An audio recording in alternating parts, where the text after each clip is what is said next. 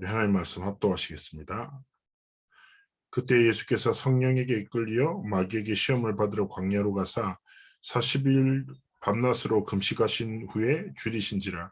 시험하는 자가 예수께 나와 이르되 내가 만일 하나님의 아들이여 근 명하여 이 돌들로 떡덩이가 되게 하라.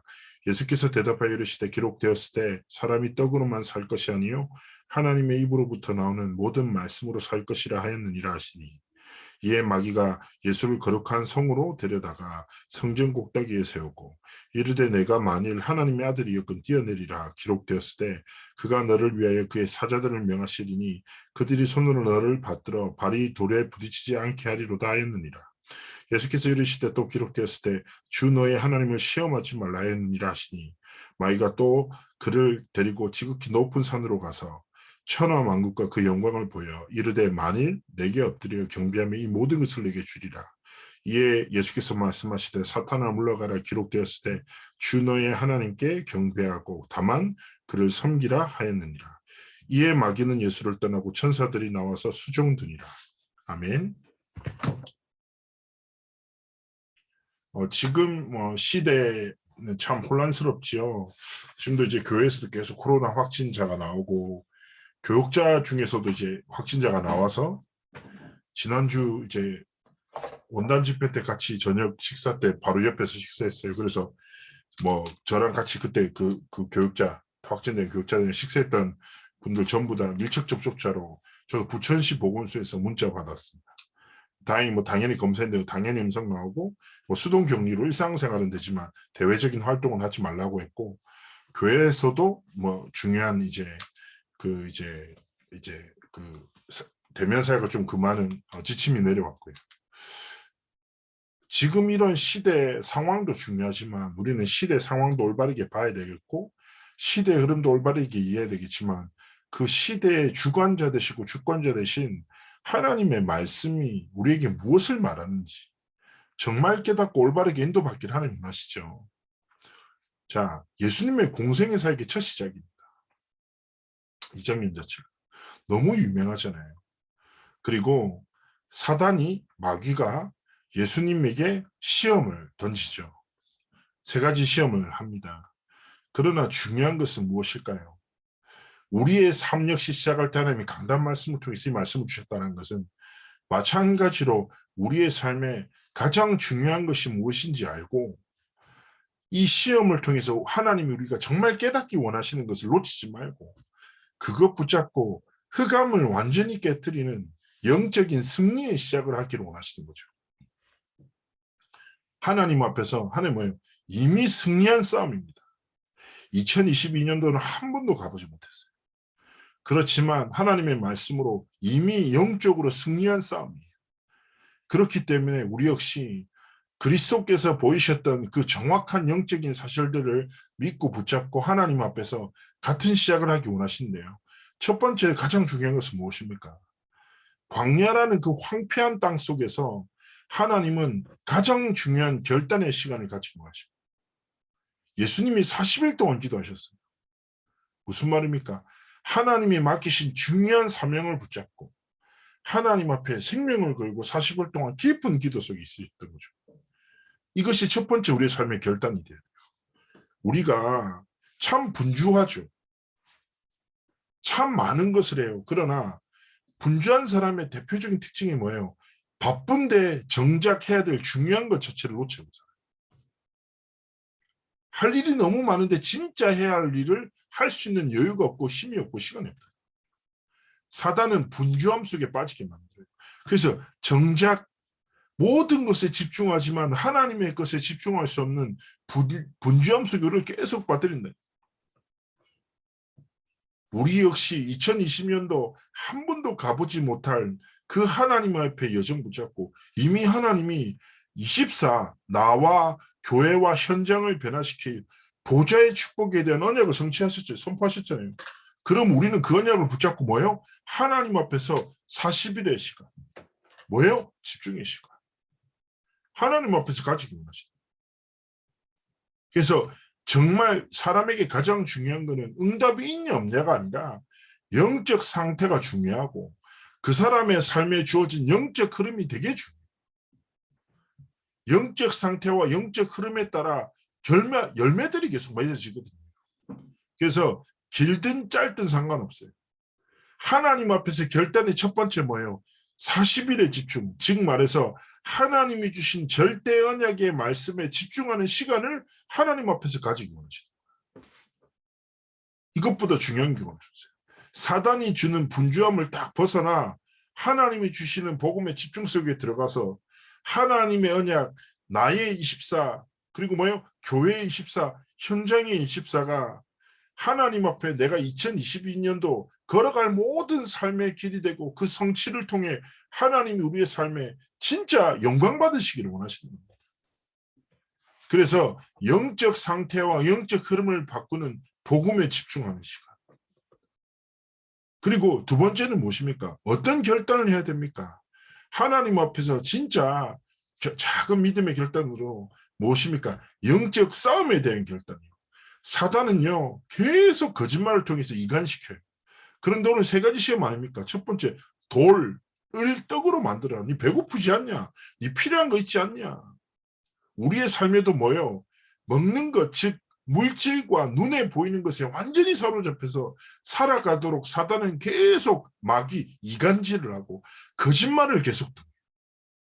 그런데 육신의 것을 쫓아가는 사람일수록 하나님의 말씀 자체에서 멀어질 수밖에 없어요. 그래서 하나님 앞에서 40일 집중 이후에 영적 싸움에 대한 결단으로 뭐예요? 하나님, 눈에 보이는 것과 물질에 매여 살지 않고 뭐예요? 하나님의 말씀으로 살아가는 자. 말씀을 진짜 붙잡고 믿고 꿈꾸는 자에게 주시는 그 복으로 삶을 지켜내고 살아가기를 하나님이 원하시는 겁니다. 사단은 끊임없이 공격해요. 물질 중심으로 눈에 보이는 것을 따라 살도록 계속 속인다. 그런데 우리는 뭡니까? 영원한 하나님의 말씀 중심으로 하나님 앞에서 결단할 때 하나님이 우리의 삶을 시작하신다. 두 번째 영적 싸움 뭐예요? 사단이 이긴 거. 성전 꼭대기에서 뛰어내려라. 뭘 건드려요? 명예심과 자존심과 사람의 인정은 계속 쫓죠. 우리가 왜 시험 듭니까? 사람 때문에 시험 들잖아요, 솔직히. 일 때문에 힘듭니까? 아니요, 일하는 사람. 더 깊이 얘기하자면 그 사람의 말. 참 어리석은 게요. 사람들이, 저도 그런 것 같아요. 영원한 하나님의 말씀은 그냥 스쳐 지나가는데 지나가는 사람의 말은 가슴에 담니다.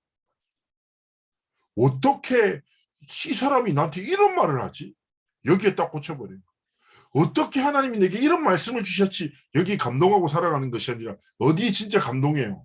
어떻게 이 사람이 나한테 이런 말을 할 수 있지? 어떻게 이런 행동을 할 수 있지? 거기 분노한다니까요. 우리가 사람의 말에 분노하면서 살아야 됩니까? 흥분하면서 살아야 됩니까? 아니면 하나님의 말씀에 감동하면서 살아야 됩니까?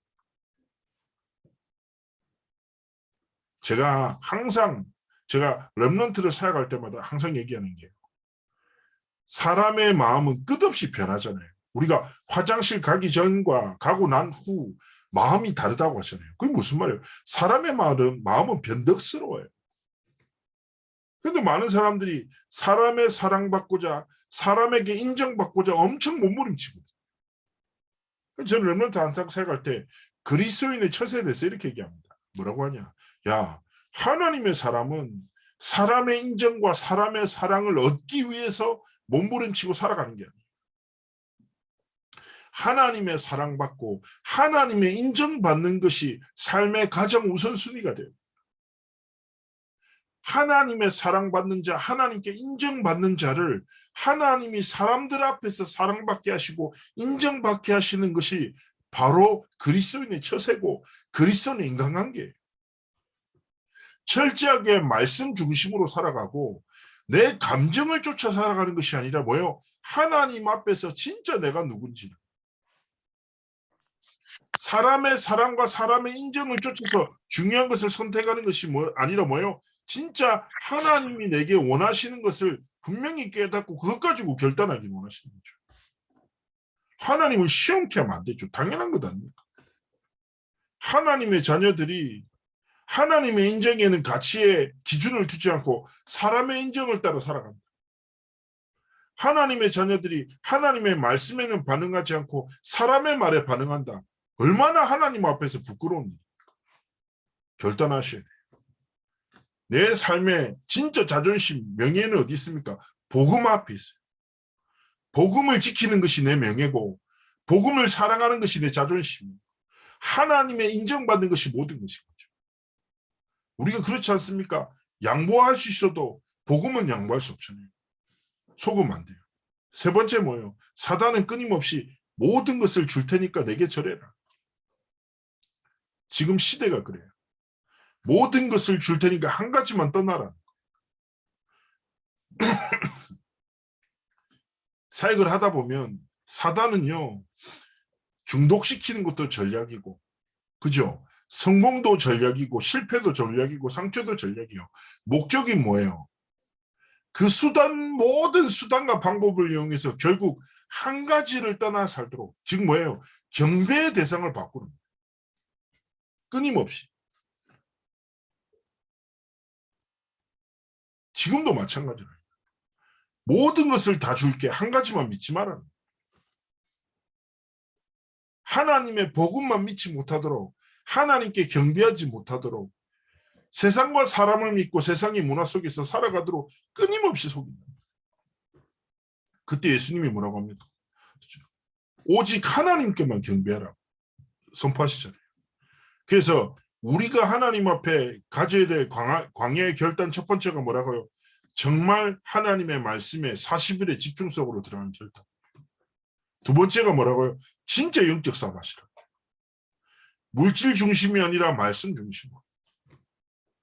내가 인정받는 것이 아니라 하나님이 영광 받으시는 것에 가치 기준을 가지고 철저하게 예배 중심으로 예배 성공이 인생의 성공이고 예배 실패가 인생의 실패라는 영적인 원리를 딱 가지고 오직 하나님께만 경배하는 한 사람으로 설교하시다.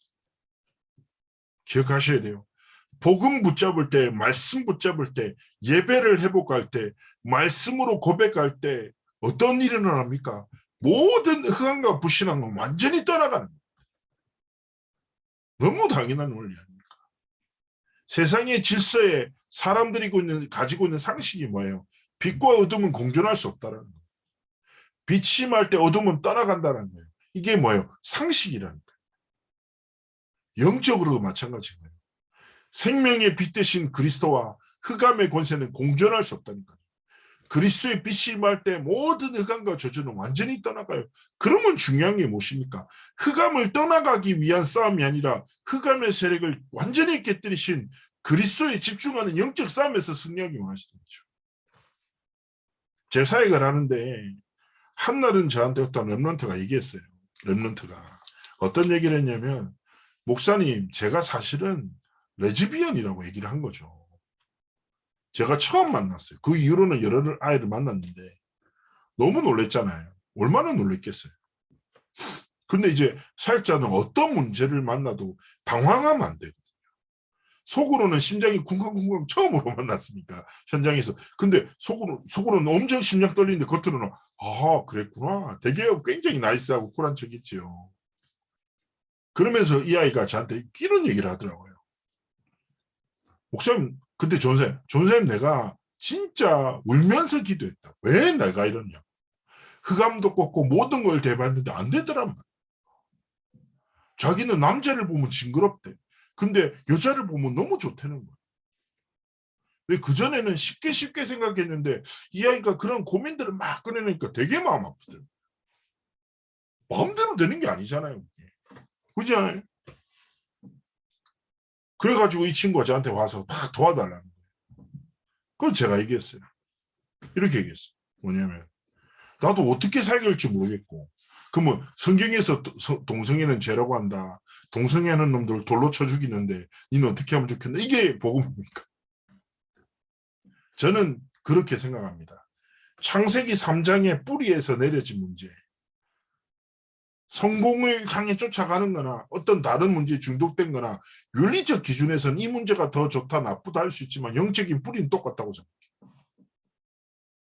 그래서 우리 그리스도인들은 어떤 문제를 가진 사람을 만나도 유일한 답을 전하잖아요.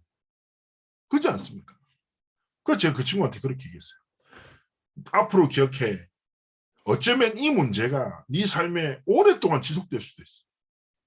그런데 이 문제를 없애기 위해서 네가 싸우면 안 돼. 그러면 점점 그 문제에 묶일 거야. 목사님, 전사님, 그럼 제가 어떻게 하면 좋겠냐고. 동성애라는 문제를 없애기 위해서 몸부림치지 말고 그리스도의 복음에 집중하는 복음의 진짜 집중과 예배 속으로 들어가. 하나님과의 관계를 회복하고 하는 것이 모든 것이. 설사 이 문제가 치유 안 돼도 상관없어. 이 문제가 네 삶의 중요한 문제가 아니라 성경에서는 창세기 3장의 근본 문제가 모든 문제라고 얘기해. 창세기 3장에 완전히 저주를 깨뜨리신 그리스도를 믿는 믿음이 모든 문제의 해답이에요. 그래서 이 친구랑 다락방 계속 하면서 그리스도의 복음 가지고 신분 거기서 계속 말씀 나눴죠. 그러면서 제가 청소년에 동성애 문화를 진짜 많이 알게 됐어요. 이런 거, 야, 진짜 놀랍더라고요. 사단이 진짜 은밀하게 우리 후대들에게 역사는 엄청. 근데 제가 그러다가 어느 날 이렇게 말씀 딱 운동하고 있는데 이 친구가 저한테 얘기하는 거예요. 한 2, 3년 지났나? 그러다가 갑자기 어느 날 저한테 얘가 영적으로 완전히 회복하고 전도 운동도 하고 계속 응답받았지. 그러더니 이상한 일이 벌어졌다고 저한테 얘기하더라고요. 뭔 얘기를 하냐면 기타 치는 오빠가 좀 멋있어 보인다. 진짜 내가 진짜 감동했어. 할렐루야. 그래, 기타 치는 오빠가 멋있네요. 근데 기타를 불렀잖아요. 기타야 너 나 믿냐? 그러니까 조사에 믿는다고. 내가 너 사랑하는 거 알지? 사랑한다고. 그러면 내가 시키는 미션이 하나 있다. 뭔데요? 말씀하시라고. 토를 달지 말고 순종해라. 이게 네가 지금 할 수 있는 세계복음이다. 그래서 누구누구랑 사귀어라. 내가 이렇게 그러니까 제가 왜 살게 되냐. 토를 달지 마라. 근데 네가 할 수 있는 세계복음이다. 근데 어쨌든 하나님 앞에서 다 근무 자연스럽게 치유됐어. 근데 여기서 말하는 게 결국 무엇입니까? 수많은 문제가 있다. 그런데 사단은 수많은 문제가 딱 나타나서 그 문제에 매여서 문제 해결에 집중하도록 정작 중요한 진짜 결단, 하나님이 원하시는 집중이 아니라 분주함 속에 빠져서 진짜 해야 될 할 일들을 하지 못하도록 속입니다. 착각에 빠뜨리고요. 엉터리 응답을 쫓아가도록 계속 속인다니까. 하나님이 주신 해답은 유일하잖아요. 예수 그리스도의 완전한 복음에 다른 길, 진리, 생명이 없어요. 복음에 집중하는 것이 모든 것을 회복합니다. 하나님 앞에서 복음 붙잡고 예배를 할 때 하나님은 모든 것을 회복하시고 완전한 치유와 승리를 주시는 거죠. 이거 붙잡고 생각해 보세요. 그러면 내가 하나님 앞에서 광야의 결단을 딱 가지면서 두 번째 생각할 것이 무엇입니까? 이거 딱 예배와 복음에 집중하면서 하나님 앞에서 진짜 복을 누리는 삶과 길을 걸어가야 돼요. 마태복음 5장에 8복이 나오거든요. 그런데요, 하나님이 주신 복의 기준과 세상이 가지고 있는 복의 기준은 근본이 달라요. 세상에서 말하는 복은 무엇입니까? 소유가 복이라고 생각해요. 건강과 물질과 명예와 후손이 뭔가 눈에 보이는 것들을 소유하는 것이 복이라고 하죠. 그러나 성경에서 말하는 복은 무엇입니까? 하나님이 함께 하시는 것이 복이다. 히브리어로 바라크란 단어로 얘기하거든요. 자, 잘 아실 겁니다. 세상에는요, 대단한 문명과 물질과 명예를 가진 사람들이 있지만 그 사람들의 것으로 결코 해결할 수 없는 영적인 재앙과 문제가 계속 뻗어나가고 있어요. 안 그래도 어떤 랩런트 연락받았어요. 자기 주변에 어떤 한 사람이 자살했다. 어떤 한 청년이 연락했어요. 지금은 그런 일들이 많다. 얼마 전에 제가 뉴스를 사역하시는 분이랑 대화하는 뉴스 얘기를 했는데 우리나라에서 자살자 숫자가 1년에 한 15,000에서 6,000명이에요. 하루에 한 40명이 스스로 목숨을 끊는데 한 가지 좀 요즘에 따라서 좀 심각하게 걱정되는 게 뭐냐면 20대 여성의 자살 비율이 점점 높아진다. 그 이쁘고 아름답고 꿈꿀 때 사단이 주는 영적인 재앙을 해결하지 못해서 사람이 준 상처를 통해서 뭐예요? 사단이 거짓말하고 영적인 재앙을 해결하지 못해서 진짜 죽어요. 그래서 우리는 거짓 복을 통해서 무너져가는 창세기 3장, 6장, 11장과 이 사단의 거짓말을 복으로 붙잡고 살아가는 이 세상에 참된 복으로 살리는 참된 복을 전하는 진짜 삶과 길을 걸어가기 원하십니다. 결국 하나님이 주신 복으로 진짜 복이 거짓된 복에 빠져 죽어가는 사람들을 중요한 살리는 영적 싸움을 해야 되는데요. 자, 팔복에 대해서 한번 생각해 봐요. 참된 복. 마태복음 중에서 얘기합니다. 첫 번째, 심령이 가난한 자. 심령이 가난한 자라는 뜻이 무엇일까요? 겸손하고 겸비한 자를 뜻하는데 겸손이 무엇입니까? 자기를 낮추는 거예요? 아니에요. 하나님의 크심과 자신의 낮음을 아는 사람이죠. 즉 말은 무슨 말이에요? 복음과 진짜 은혜의 가치를 아는 사람. 이것이 복이에요.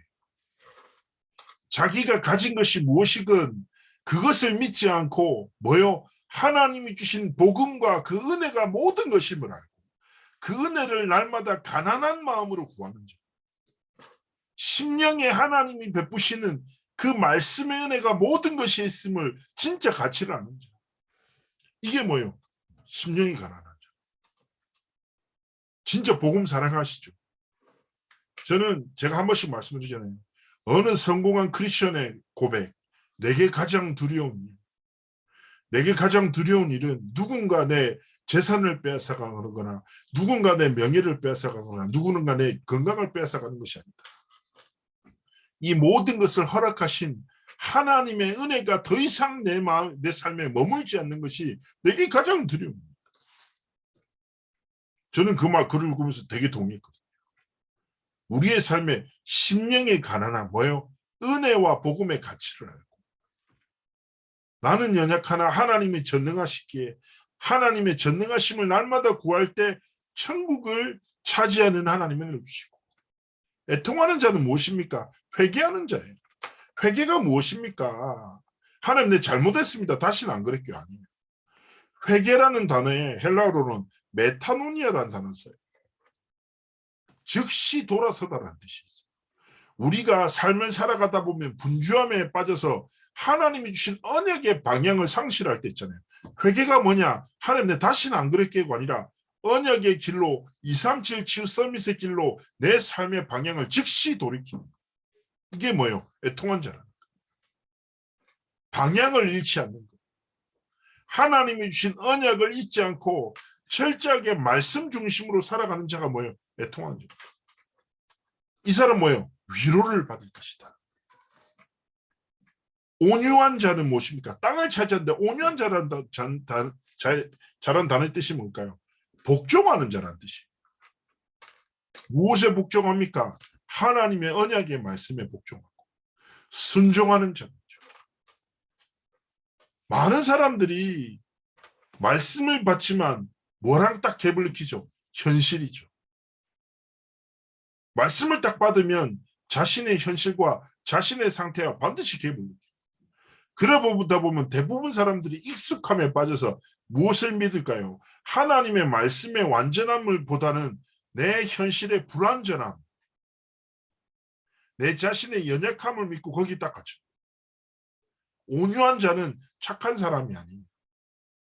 내 연약함에 갇히지 않고 하나님의 완전함에 복종하고 순종하고, 즉 뭐래요? 현실을 믿는 믿음이 아니라 하나님의 언약을 믿는 믿음으로 살아갈 때는 뭘 주신다고요? 땅을 차지하는 은혜를 주신다고요. 의에 줄이고 목마른 자는 배부르게 될 것이다. 무슨 말입니까? 단어에 또 있잖아요. 의가 무엇입니까? 복음을 사모하는 자, 하나님이 주신 은혜를 사모하는 자, 하나님이 주신 예배를 사모하는 자에게 하나님은 영적인 풍요로움을 허락하시는 거죠.